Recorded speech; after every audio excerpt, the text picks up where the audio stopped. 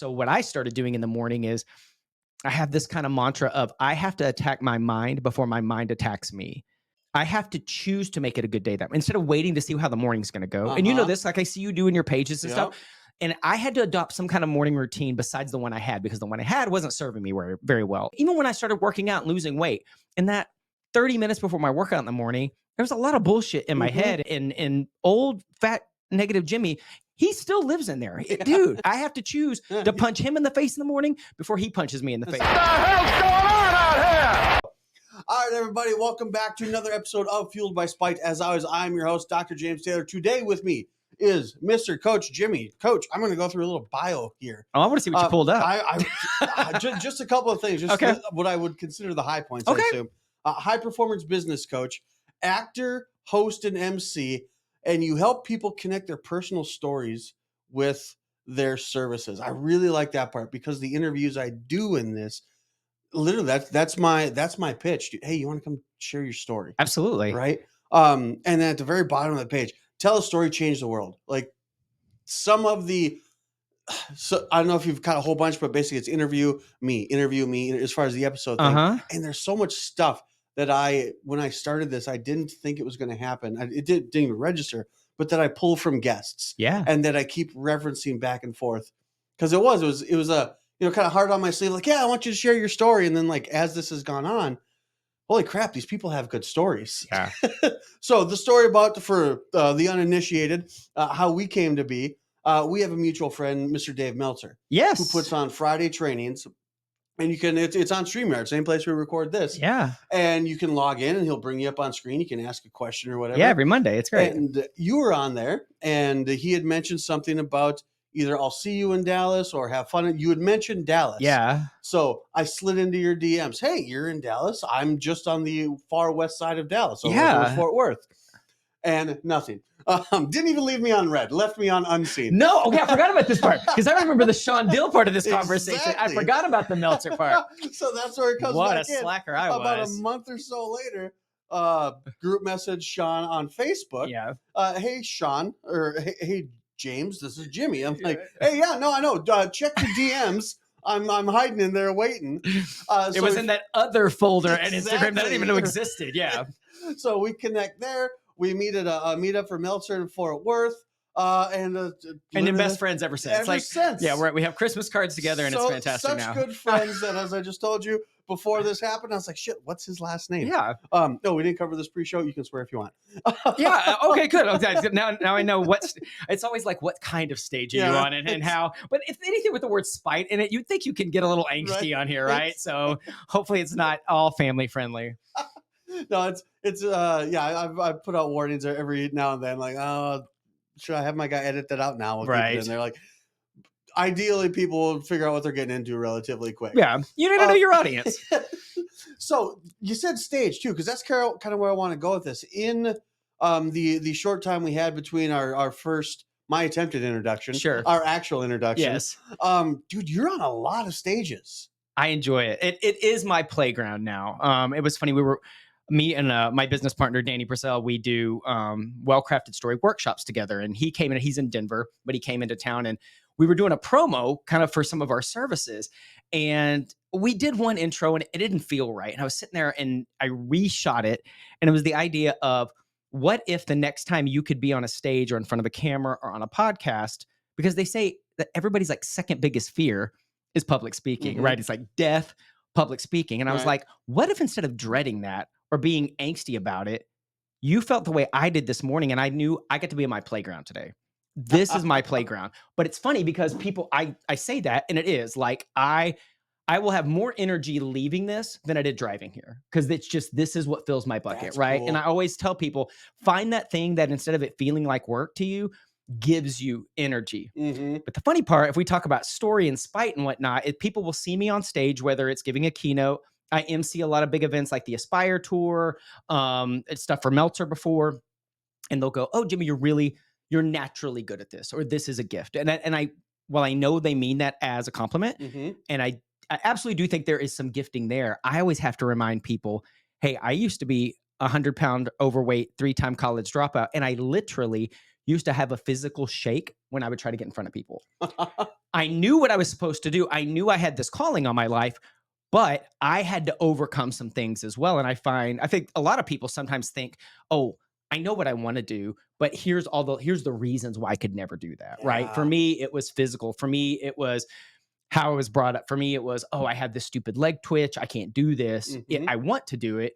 And so I always touch on that because I think certain people know in their gut, hey, this is what I've been gifted, or this is what I'm supposed to do. Yeah. But then we create this laundry list of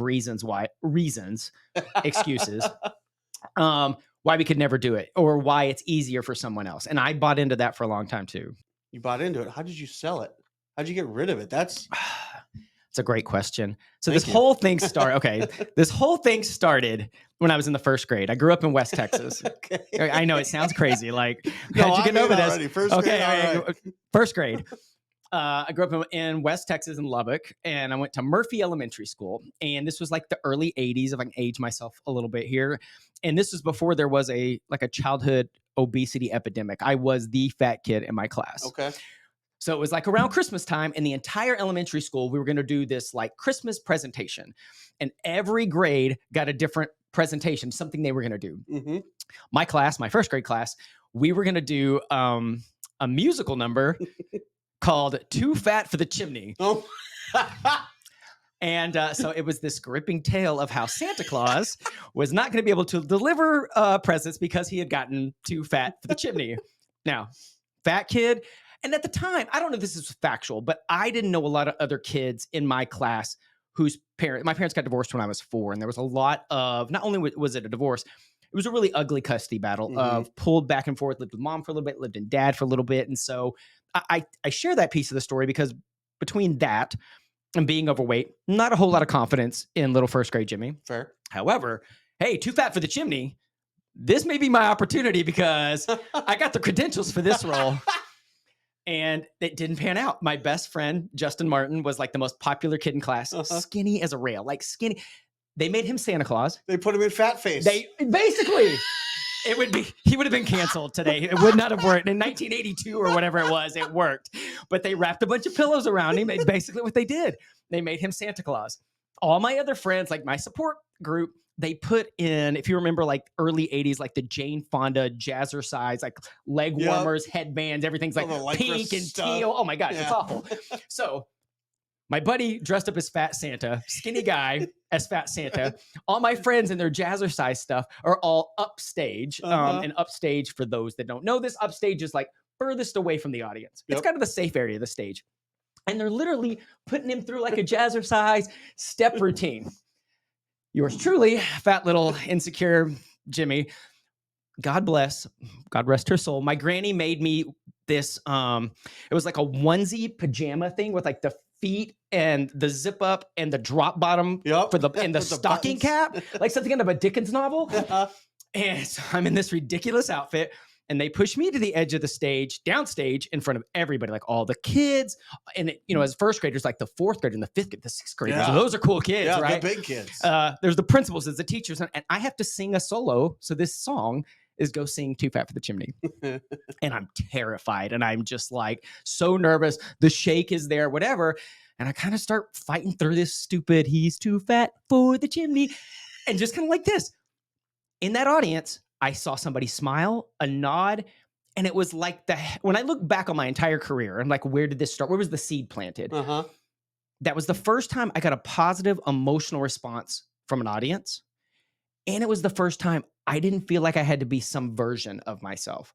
Not the version of moms, not the version of dad, not the version, always this people pleaser because I just wanted people to like me. Yeah. And I was just like me. And now, there was a lot of drama beyond this, but that's really where the seed was planted on, wow, I really enjoy getting an emotional response from an audience. And I feel like the people I work with now, the clients I work with now, is like, how can I help you get a positive emotional response from your ideal client, from your ideal audience, to be on a stage where instead of it being terrifying, it's your playground a little bit too. Yeah. It's an opportunity. That's interesting. So one of the things that's maybe a bit of an underlying theme here. you might take offense initially, but that's not the intent because I'll pull you out. No, of that's fine. It won't be the first time. I imagine not. I shit on a whole lot of coaches. Yeah. Because I feel like myself personally, like I'm in this current state, like I'm doing a lot of personal self-study. Like the James Taylor that runs a podcast that runs this chiropractic office, he's not the same guy that started the office 10 years ago. Of course. Well, you would hope not. True. Not everybody grows, but I guess growing is optional. Yeah, sure. Exactly. Yeah, sorry, go ahead. Didn't mean to interrupt. But hell, as a coach, you know full well there are umpteen coaches and quote coaches out there for whatever it is you want to do. And just again, in the vast amount of time we've known each other, it is very apparent that you've done an incredible amount of self-study to pull yourself from first grade Jimmy to get to the point where you are now. Because I mean, everything about you that I've seen and interacted with seems incredibly authentic. Thank you. You're welcome. But man, it's like, can you just talk to the amount of work, I mean, that got you from first grade Jimmy to here? Yeah, I can, because I wasn't always open to that. Yeah. I have a sticky note that's on my desk at home, and it asks me a question every day, and it says, "Are you willing to be willing?" And I had somebody phrase this to me one time, and when I share my story, you know, from first grade on, there was all this time of where I continued to put on weight. I tried to go to college because I was trying to be a performer. We didn't have the money. It was just like, in this time, I kind of put this, like, I wore it like a badge of honor. This, things are harder for me than other people. Woe is me. Hey, this, of course it's easier for them. Of course they're doing better than me, because I had this list of reasons of why I shouldn't be good at things. I also wasn't willing to look at things a different way. If somebody came to me and made a suggestion that wasn't my default, I got really defensive super fast, because I was like, "Hey, Jimmy, have you ever thought about doing it?" It wasn't that people hadn't helped me try to lose weight, hadn't helped try for my career, hadn't helped with my attitude. I just shut it down because I felt like if you were offering me a different way to do something, what you were doing is telling me that I was wrong. Or that there was something wrong. And instead of being open to that, and I remember my last time at college, I'd moved out to Florida. I'd worked at Disney World for a couple of years. I tried to go back to school one last time. And I remember my mom, I'm 22 years old at this point. I remember my mom calling me and saying, "Hey, Jimmy, we're worried about you. We keep getting all the mail here of maxed out credit cards, of collection Your parents people." got those too? Oh, yeah. Gosh, we got that in common. And I remember she's like, "We're worried about you. We think you should move home." And I remember in that moment, I wanted to have like that, like that movie moment of like, "No, Mom, I'm going to chase my dream." And that's what I was trying to do. And I just surrendered. It was just, I knew she was right. It was so defeating. So I moved back. By that point, they'd moved to Dallas. So I come back here with my parents at 22, completely stopped chasing my dreams, stopped performing altogether. I'm bartending in North Dallas. And I remember this day like it was yesterday. I would sleep as late as I could, which is, I know you and I are early birds now. Not always the case also. True. And wait as late as I can to go work some crappy lunch shift that I know I'm not going to make any money at. And I'm upstairs at my parents' house in Rockwall, and I jump in the shower and wrap the towel around me. And normally I would skate by the mirror. You don't want to spend a whole lot of time in front of the mirror, 100 pounds over the weight. And for whatever reason that day, I just kind of stopped and just looked at myself. And I thought, who's going to love this? Like, you're a grown ass man by this point, Jimmy. You're no longer a kid. You're 22 years old. It's like this, that was kind of my enough is enough moment, which takes us back to the, are you willing to be willing? And I share that moment with people, and I say, there wasn't like a lightning flash or like a He-Man Masters of the Universe moment where all of a sudden, like by the power of Grayskull, you turn into Coach Jimmy. However, there was a shift in me that at that moment, I was willing to be open to look at a few other ways to do things. And here's the crazy thing.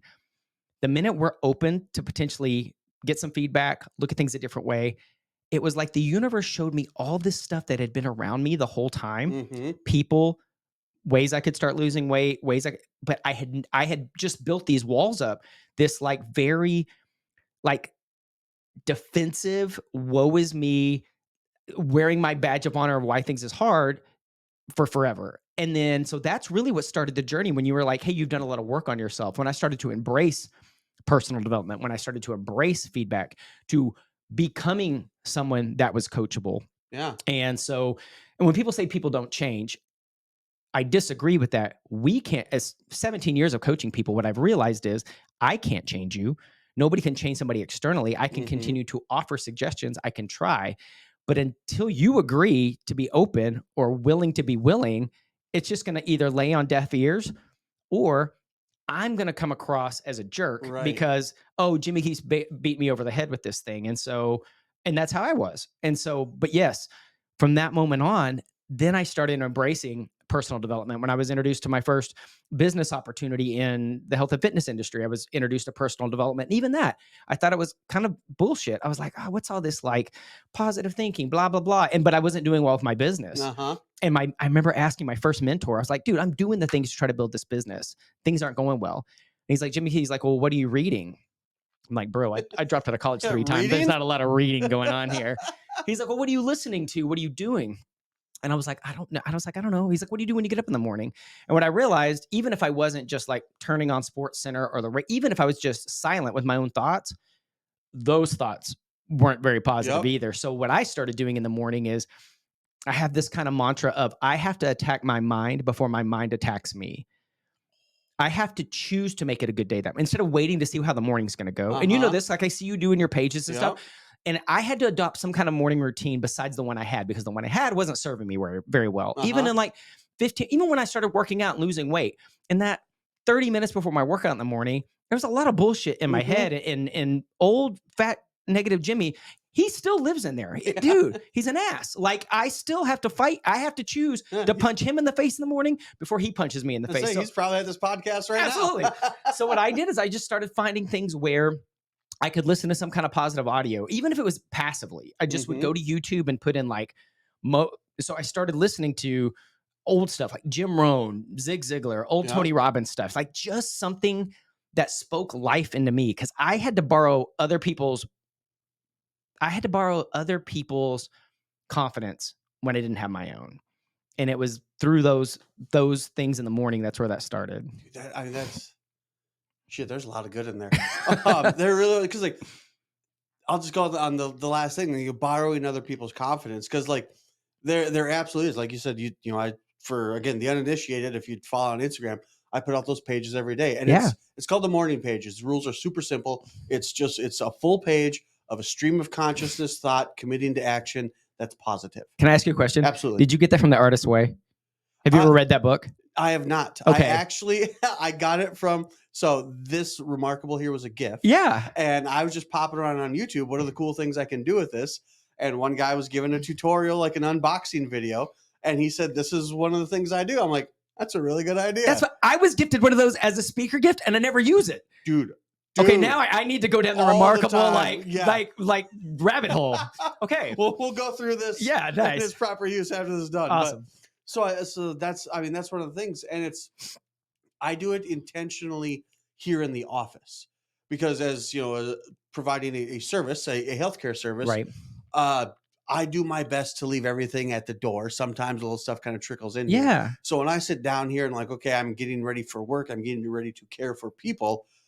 Let's come from a place of service. That's great. As opposed to whatever the hell else happened between, you know, home and waking up and the parking lot. Or sometimes is that a purging of some point just to get it out? Yeah.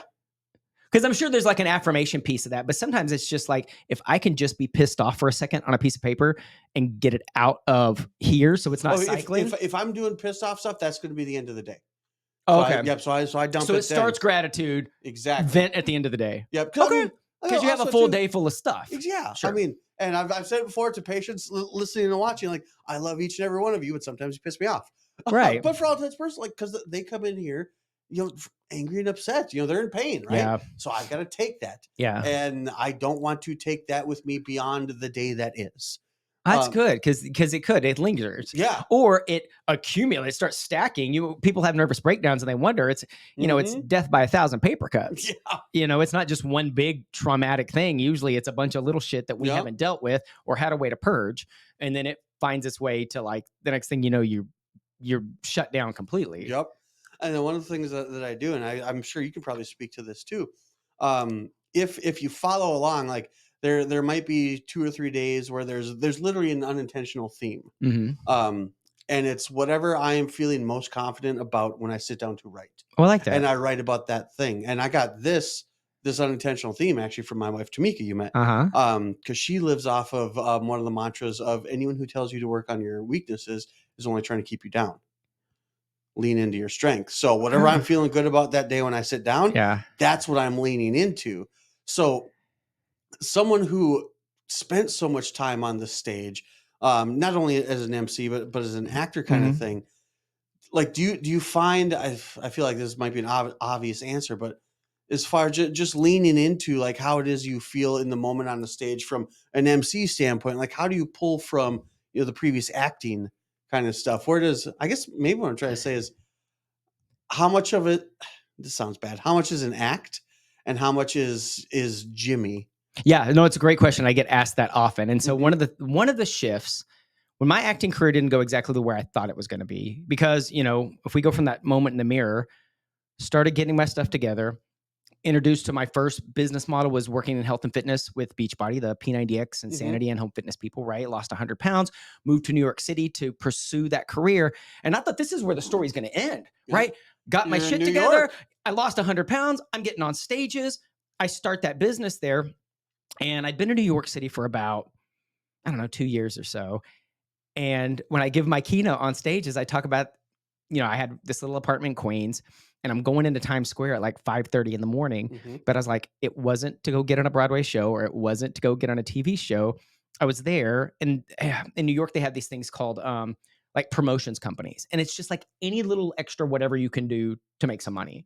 And so sometimes I would go do coffee demonstrations. I can't walk by an espresso machine without having flashbacks because I used to do Nespresso demonstrations at like Macy's. It was awful. But that morning, I go into Times Square and we're supposed to meet at this van. And this lady's like, "Are you Jimmy?" She's like, "Yeah." So she gives me this bag and she's like, "Hey, just go behind the van, put this on," which sounds shady in its first place. But did you ever see the movie Newsies? I saw the play Newsies. Okay, perfect. Same thing. So she gives me that outfit, like another, I don't know, it's me in stupid outfits, right? Knickers, the little five-o hat, the strap. And anyway, I'm having to pass out chocolates to super friendly New Yorkers at 6 a.m. And I always say in that moment, I wish they'd have just cussed at me and been New Yorkers. It was when people would just walk by you and not acknowledge you. And I remember I felt so defeated because I was like, nah, this isn't how this story is supposed to end. And I'm in Times Square and I'm looking at all those billboards, right? Like the Broadway show and all this, TV shows and movies. And I was like, doesn't the universe know, like, little fat kid in Texas lost his way in the wilderness, loses weight, does the right things. This is where this story's going to end. Yeah, makes it to the big city. And there was just this thing in my gut about them that said, Jimmy, stop waiting for other people to put you on their stages and start making your own. And so when people ask me, hey, how much of what you're on the stage is what you learned as an actor and what is you? I think what I love the most is the shift now when I'm on a stage is I get to co-create with the audience. And I don't mean that as though I ask a lot of questions rhetorically. It's if I went into if this was the audition room and I was coming in to audition for a musical or a movie or whatever, I couldn't use you as my scene partner. I would literally do my monologue or whatever on that sign above you, right? And I would have to create my scene partner in my head. When I get on a stage, people ask all the time, here's my number one tip for getting over being nervous on a stage, because I'm still nervous. I'm nervous before I get on any stage, and it doesn't make me mad because it means I still care, right? The minute I'm not nervous before I get on a stage, I got to check something. I've got beyond this. And so I get on stage, I take a beat, and I scan the audience quickly. And anybody that's giving me like great energy or already smiling or already into it, I say my first line to that person as if we're having a conversation. And I couldn't do that as an actor, right? And so when I say co-create, I read the audience and I get to feed off them. And you know what it does? The audience says, oh shit, he's talking with us, not at us. And you will watch your entire audience all lean up, all play up a little bit, because and again, I'm not asking them for a verbal response, but it's obvious when I'm talking to you and then I scan and I'm talking to this lady. And so it isn't an act, but I think as far as physicality, how I use a stage, whether it's a physical stage or whether I know what it looks like on a camera, my time going to TV auditions or commercial auditions, those things really do play very well in helping me now and me helping my clients. Is what I just didn't realize is that season of my life, that I thought was going to go one direction was prepping me to serve a whole other audience. Perfect segue. So how do we get from the acting stage to the speaking stage? So it was / coaching. Yeah, stage, it was through that health and fitness part. So about that time, like I said, I'd started losing weight with Beachbody. And back then, they were just the infomercial company, if people remember. And I got up there, and that's about the time they launched their affiliate marketing, network marketing, which I knew nothing about. I didn't know what any of that is, but I had made some friends on Message. You talk about borrowing other people's confidence. This was early. This was like 2007. So early days of social media. Yep. We're talking like Friendster and MySpace days. If you want to really age ourselves, there's somebody watching this on Instagram right now going, "How old are you?" So, but some friends that I met there had said, "Hey, they launched. I think you'd be really good at this." Here's the irony. I was like, "Man, I'm not a salesperson. I'm just an actor." Yep. I literally help people make sales now by learning to tell a story. I mean, that's what I've been doing for 17 years. But at the time, that was my limiting belief of like, oh, I couldn't be good at that. Even though all I ever talked about, people were like, "How'd you lose the weight?" And I'd sit and talk about P90X with you for 30 minutes, just out of just pure joy, no monetary anything. So I kind of reluctantly signed up for that. It was like, oh, there was a discount. I was a broke actor trying to take supplements or whatnot. But I started attending events. And at events, they would be like, "Hey, who wants to like, say hi to everybody or get everybody together or share their story?" And again, so many people are like, "Well, I don't want the mic." I'm like, "Give me the mic." Yeah, I got it. So it was me in rooms of 2, 3, 4 people. And even in New York, when I started trying to build my business, I was told, before I realized how I could do it on social media, because I was told early, like, you can't build this business on social media. It's a belly to belly business. So I would rent out dance spaces, like rehearsal spaces in New York, and invite all my actor friends of like, "Hey, I think I have a way for us to make some money." Yeah. I would take, we had these, I'd put all the products out. I would have my presentation and have no one show up, or my one buddy that believed in me, Jet. And so I would do my presentation to him, and it was reps. And one of the things that I realized that I always feel like there's kind of a gap in the industries when I work with clients and help them with their stories and say, "Okay, we've mapped out your talk, either that's a keynote or this is what you're going to say on your webinar, or this is how you're going to do something on a podcast." And then they don't go practice. Yep. And you can't skip reps. Nope. And so for me, I had to get through the part of being really bad at this stuff before I got good. And it was in things like that of just showing up whether or not there was an audience, because it'd been real easy for me to go, "Oh, nobody's here. Screw this. Let's pack it up and go." But I was like, I know the only way I'm going to get better at this is just to do the reps, And so I think through that, I have found that blend of what can I borrow from my acting career that still serves this audience, but never do I feel like I'm playing a part when I'm on a stage emceeing or giving a keynote. It's just, I utilize some of those tools still. Right. I said, nobody has brought up reps yet. And there's one, just so much truth in that. One of the, if I could share 2 things, well, of course I can, it's my podcast.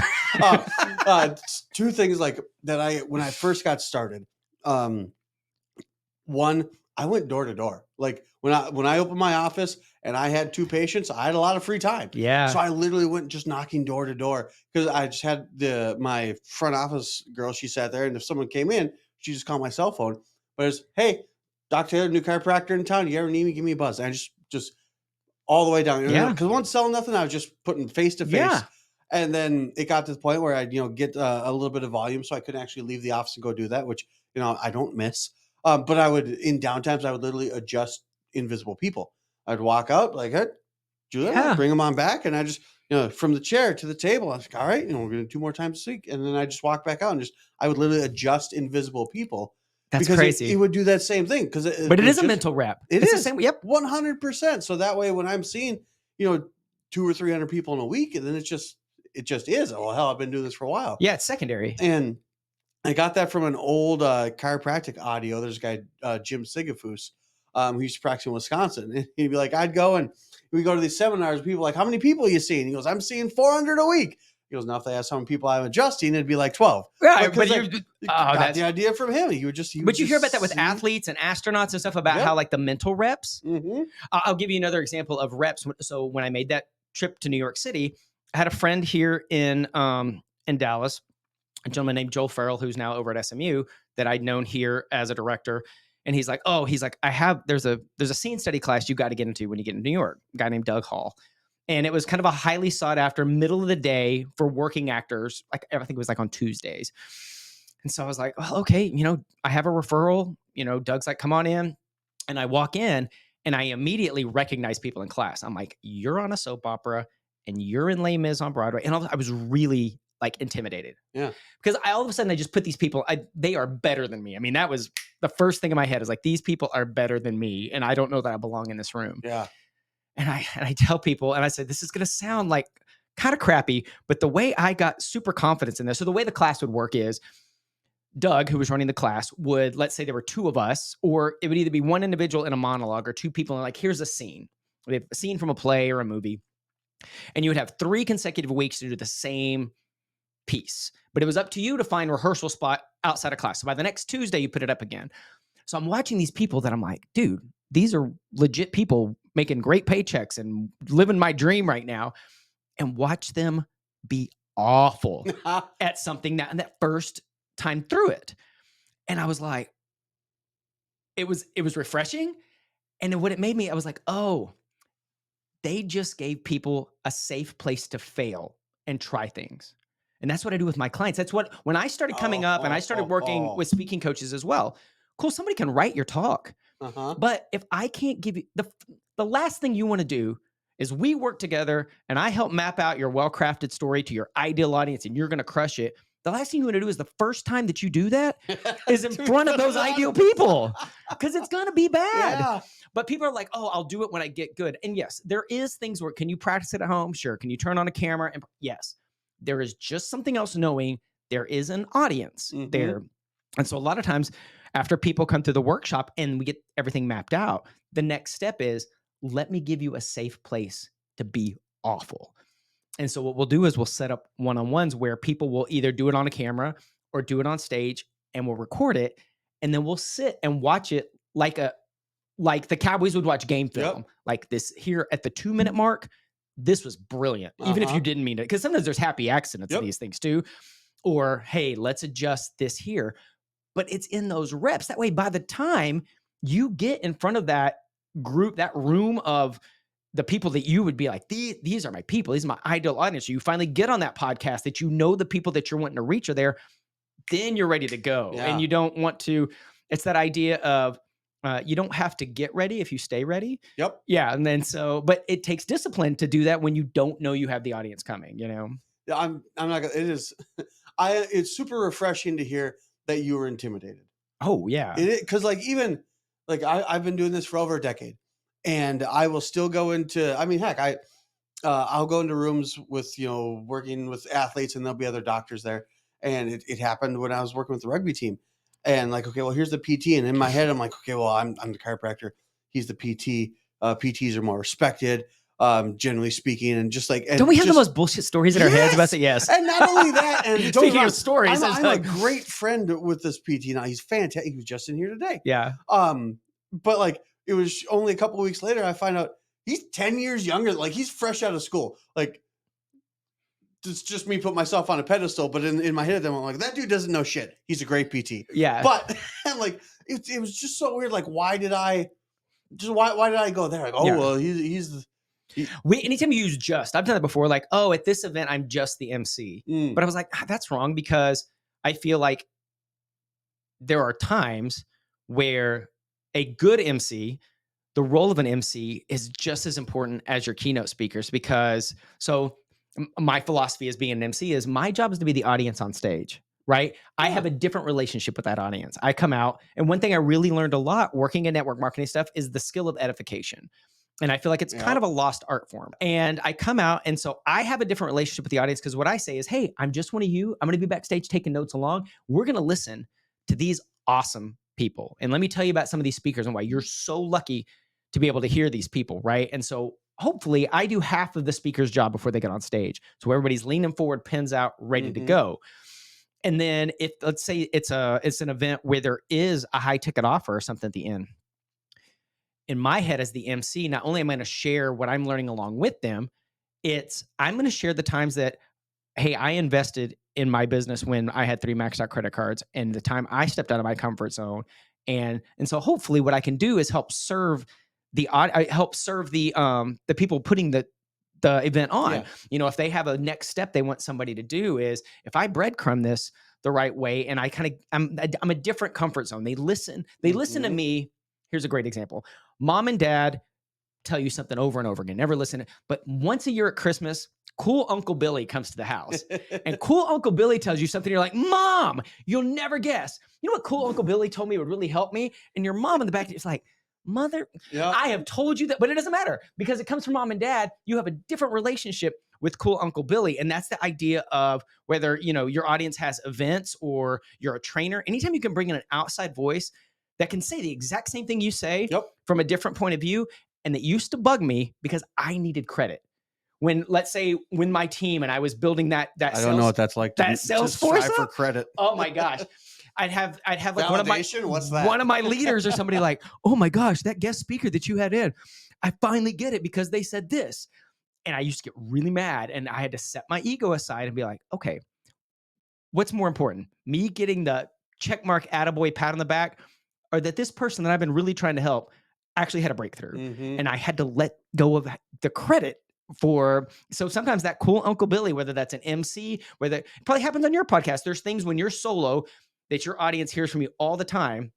And one of us schmoes come in and say something just a little different, but it's the same thing. They're like, oh, I get it now. And it's just like, cool. As long as you got it, I don't need credit, you know? Well, I mean, hell, if anyone has ever been in a relationship with another person for an extended period of time, I guarantee, because I know my wife has said it to me, I've told you that 1,000 times, but then, you know, patient says blah, blah, blah, or, you know, Sean or Lacey say blah, blah, blah. Yeah. I don't remember. Remember my mom used to say that too, you know, in health and fitness, my mom would be like, we talk about, you know, fitness or weight loss or blah, blah, blah. And then then I remember one time she left me a voicemail. She's like, oh my gosh, I was reading your dad's Men's Health the other day. And you know what I read? And she like just rabbled off this thing that I'd been hounding her about forever. And I just had to go, that's great. You should try that.